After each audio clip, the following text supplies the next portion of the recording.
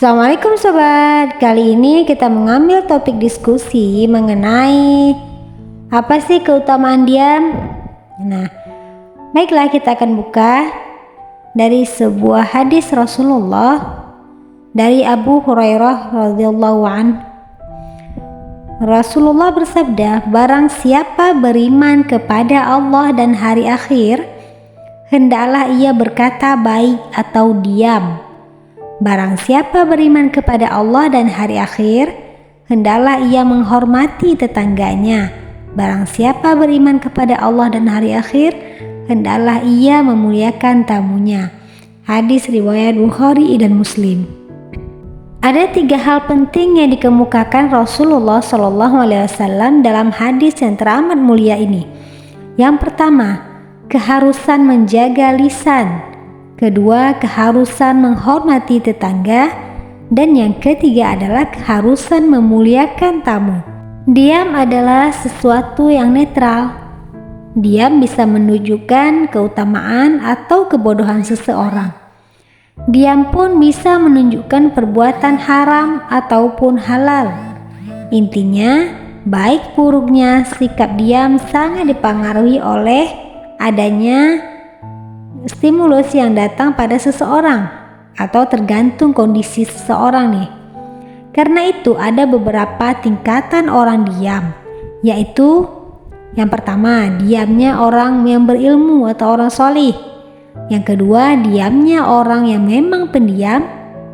Dan yang ketiga adalah diamnya orang bodoh. Dalam tipe yang pertama adalah yang paling utama, yaitu diamnya orang solih. Ia diam karena tahu ada kebaikan di balik diamnya tersebut.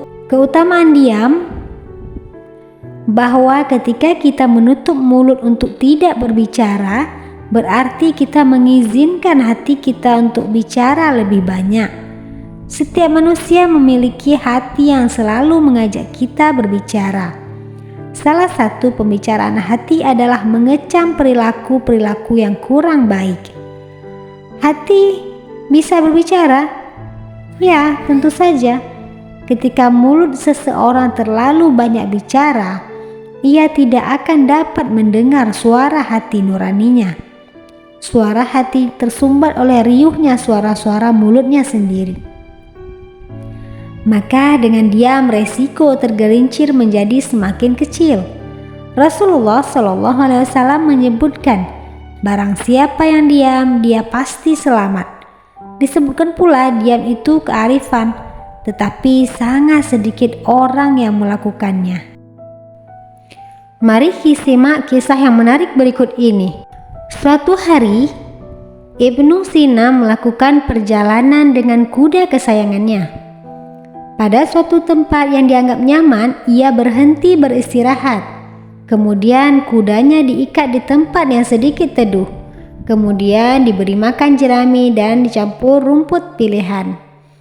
Ibnu Sina tahu binatang itu tidak boleh dimusuhi, bahkan disiksa. Harus disayang karena membantu manusia. Ibnu Sina pun duduk di tempat yang lebih teduh, tak jauh dari kudanya, sambil menikmati bekal yang dibawanya.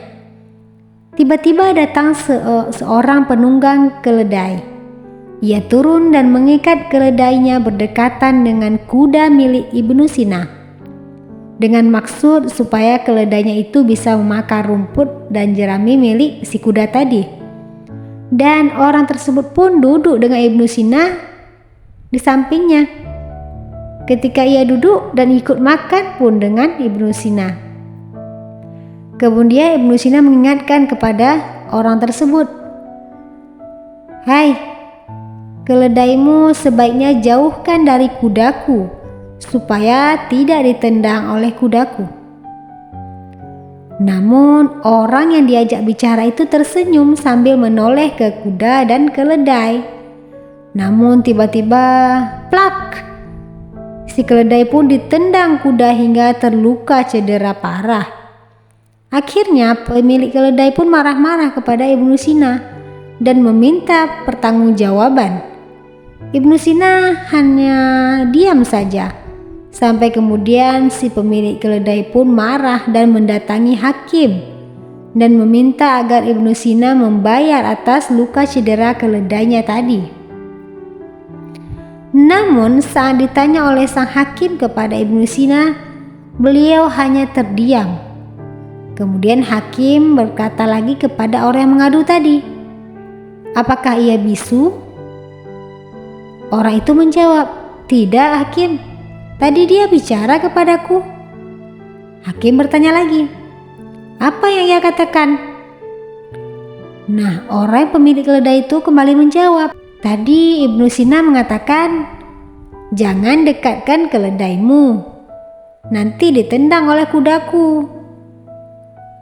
Nah, setelah mendengar jawaban itu, sang hakim pun tersenyum dan berkata kepada Ibnu Sina, "Anda ternyata pintar, cukup diam dan kebenaran pun terungkap." Sambil tersenyum, Ibnu Sina pun berkata kepada sang hakim, "Tidak ada cara lain untuk menghadapi orang bodoh adalah dengan diam, dan kebenaran akan menunjukkan jalannya sendiri. Itulah kenapa sebabnya saya memilih diam." Akhirnya sang pemilik keledai pun mengaku bahwa dia yang salah, yang lengah karena tidak mendengarkan nasihat dari Ibnu Sina. Maka dari kisah sederhana itu kita bisa mengambil banyak sekali hikmah, bahwa diam tidak selamanya lemah, diam juga tidak selamanya bodoh, tergantung kita memposisikan diri di mana. Sekian, semoga bermanfaat.